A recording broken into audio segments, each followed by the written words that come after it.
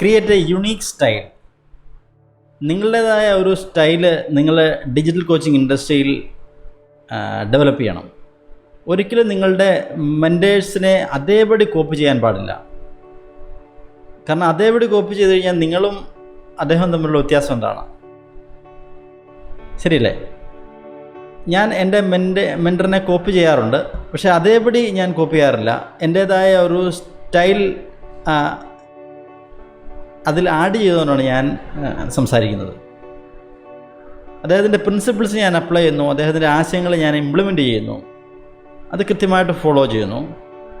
പക്ഷേ എൻ്റേതായ ഒരു style of വേയിലാണ് ഞാൻ അത് അവതരിപ്പിക്കുന്നത്. ഒരിക്കലും നിങ്ങൾ അതേപടി കോപ്പി ചെയ്യരുത്. കാരണം യുണീക്നെസ് വളരെ പ്രധാനപ്പെട്ട കാര്യമാണ്. ഉദാഹരണമായിട്ട് പറഞ്ഞു ഇപ്പം മലയാളം ഫിലിം ഇൻഡസ്ട്രി, മോഹൻലാൽ അല്ലെ മമ്മൂട്ടി, ഇവർക്ക് ഇവരുടേതായ ഒരു സ്റ്റൈൽ ഇംപ്ലിമെൻറ്റ് ചെയ്യാൻ സാധിച്ചു എന്നുള്ളതാണ് അവരെ ആ ഒരു റാങ്കിലേക്ക്, സൂപ്പർ സ്റ്റാർ എന്ന് പറയുന്ന ആ ഒരു പദവിയിലേക്ക് അവരെ എത്തിച്ചതിൻ്റെ പിന്നിലുള്ള റീസൺ.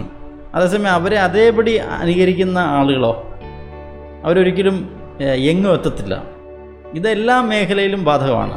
പ്രത്യേകിച്ച് ഈ ഒരു കോച്ചിങ് ഇൻഡസ്ട്രിയിൽ, പ്രത്യേകിച്ച് ഓൺലൈൻ ബിസിനസ്സിൽ കണ്ടുവരുന്ന ഒരു ട്രെൻഡാണ് അതേപടി കോപ്പി ചെയ്യുക എന്നുള്ളത്. ഒരു കാരണവശാലും ചെയ്യരുത്. നമ്മളുടേതായ ഒരു യുണീക്ക് സ്റ്റൈല് ക്രിയേറ്റ് ചെയ്യണം. അവരുടെ ആശയങ്ങൾ എടുക്കുക, അവരുടെ പ്രിൻസിപ്പിൾസ് നിങ്ങൾക്ക് അപ്ലൈ ചെയ്യാനായിട്ട് സാധിക്കും, നോളജ് അപ്ലൈ ചെയ്യാനായിട്ട് സാധിക്കും. എന്നാൽ നിങ്ങളുടേതായ ഒരു style of presentation, style of അപ്രോച്ചിലൂടെ മാത്രമേ നിങ്ങൾക്ക് നിങ്ങളുടെ കസ്റ്റമേഴ്സിലേക്ക് എത്തിക്കാൻ പാടുള്ളൂ. So create a unique style.